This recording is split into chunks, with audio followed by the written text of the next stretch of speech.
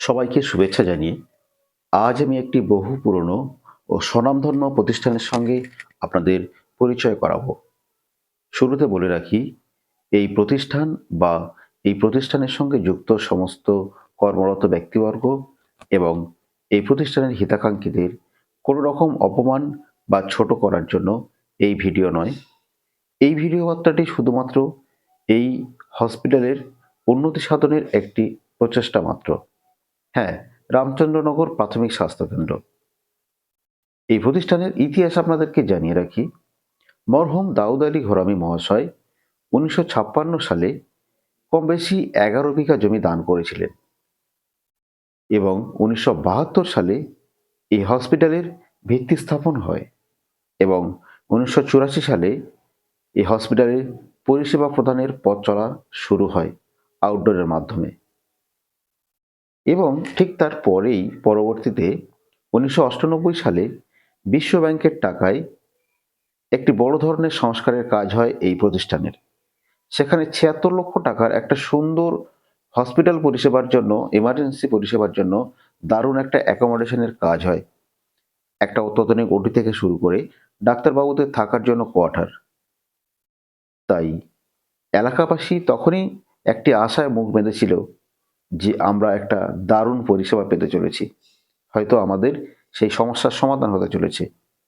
কিন্তু আজকের তারিখে, আজকের ডেটে আমাদের অবস্থান কোথায়?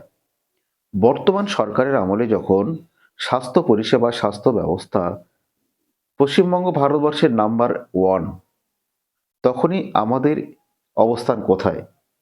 আউটডোর, সেই আউটডোরেই থেকে গেছে।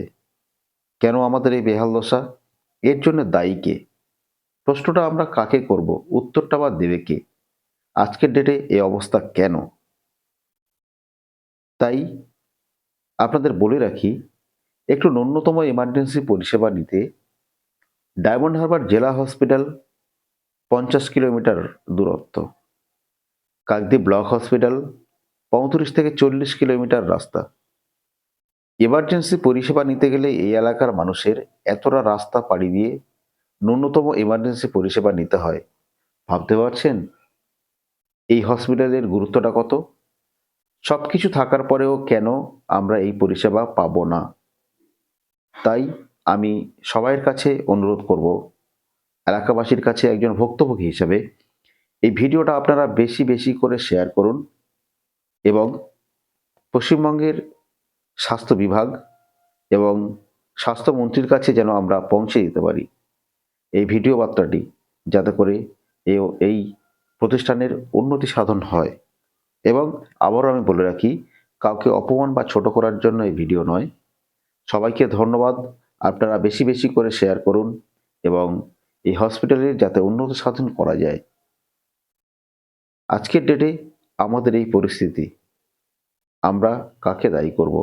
যারা আমরা হিতাকাঙ্ক্ষী, আমাদের তত্ত্বাবধানের অভাব, ডিপার্টমেন্টের গাফিলতি, না আমাদের ভাগ্যের দোষ?